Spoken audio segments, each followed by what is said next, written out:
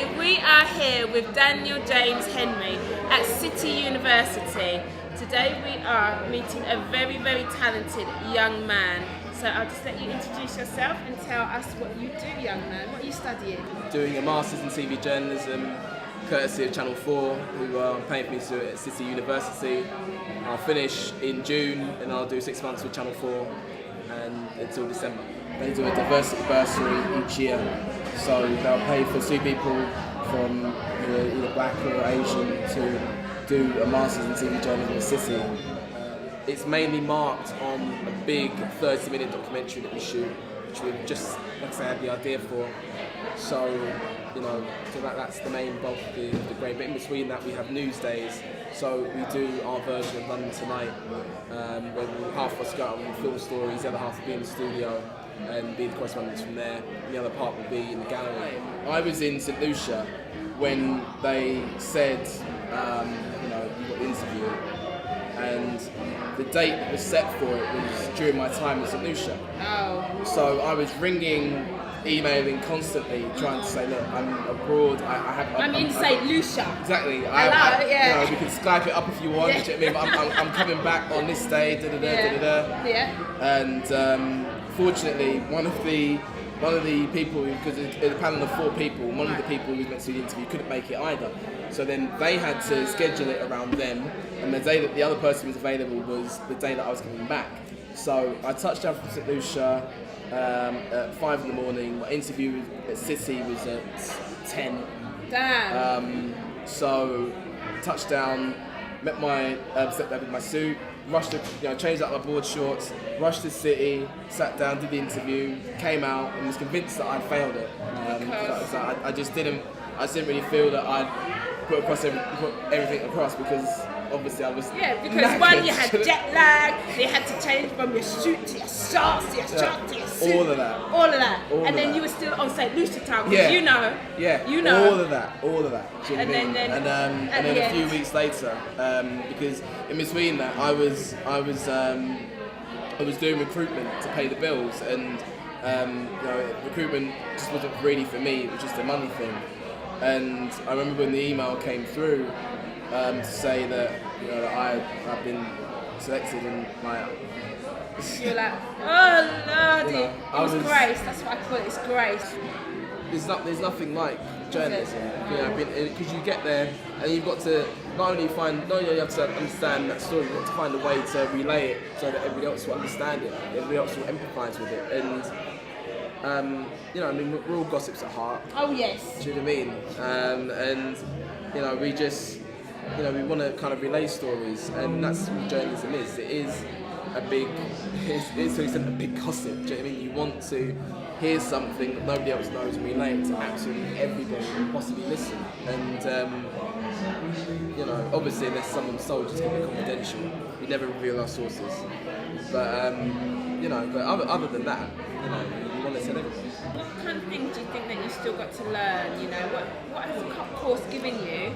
And then what do you still need to learn while you're in the industry? Because I'm sure there's an abundance. There's a lot. I mean, I think the key thing for me is that I'm interested in doing political reporting.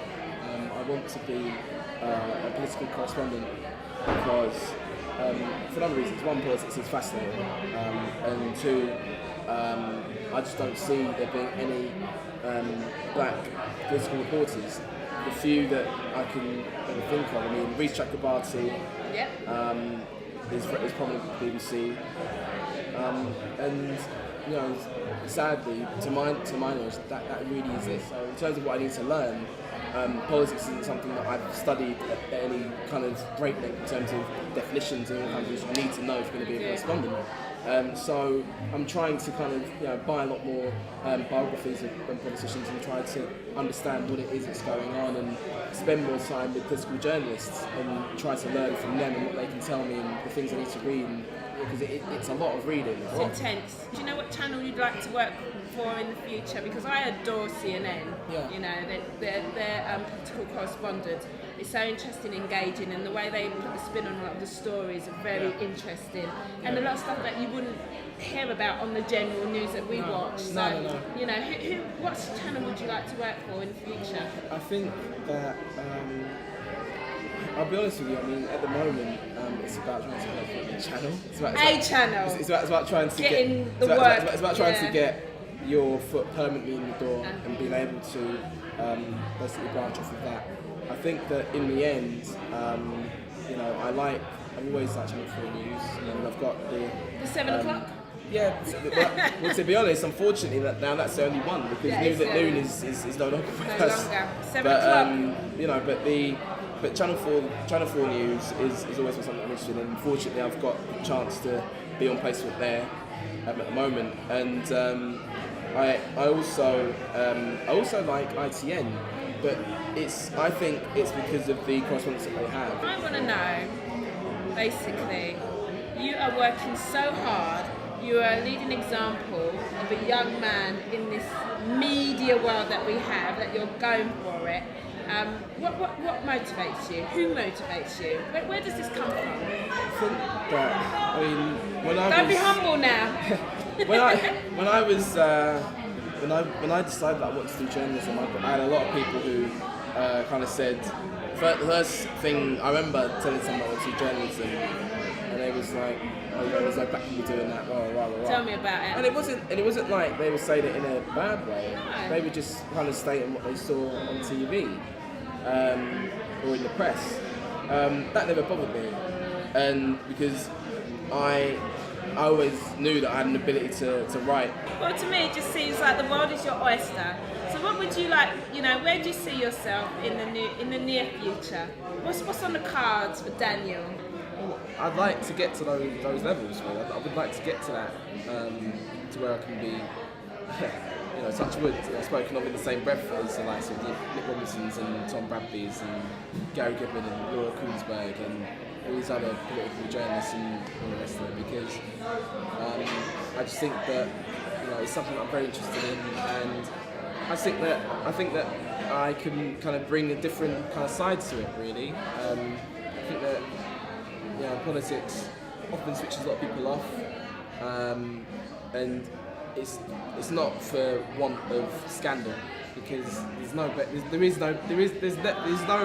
scandal in the world that's been bigger than Watergate or than the MP's expenses. You know, cash for questions. There aren't any bigger scandals than political ones, because those are the ones that really define the way that society behaves, and really define the way that we have to live our lives. So even though like the celebrity one's always very interesting, you always want to kind of, you know, relax and hear a little bit about how so and so's fallen out with so and so. But the ones that really matter are the political ones. Right now it's the MA. We've got a All important. We have a documentary to shoot. Yeah. We just came up with the idea today. Finally. So it's fresh. So I mean, you know, we're looking at doing something on basically homeless army people, so people who've returned from war, Yes. who Can't get a who job.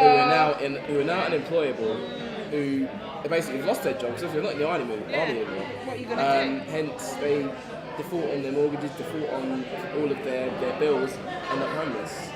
And the whole idea is that obviously the country, you know, we're always told to be behind our troops, and you know, and even though you may or may not agree with the war or, you know, and all of that, I think that it is right that you are behind the people who are putting their lives on the line to do what they're asked of.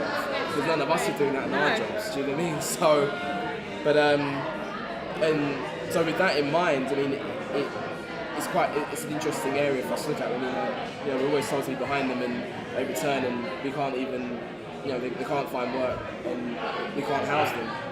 You know, what's that about? So, you know, Wow. we want to look at that. I'm looking forward to seeing this documentary. It sounds amazing and very, very important issue. So, thank you so much, Daniel. May you be a shining example for all the young people, especially young black people who are told we can't get into journalism. Yes, you can, and you can do it in any area of journalism that you want. He's going to be a bright star in political journalism, so wait for it. He's coming.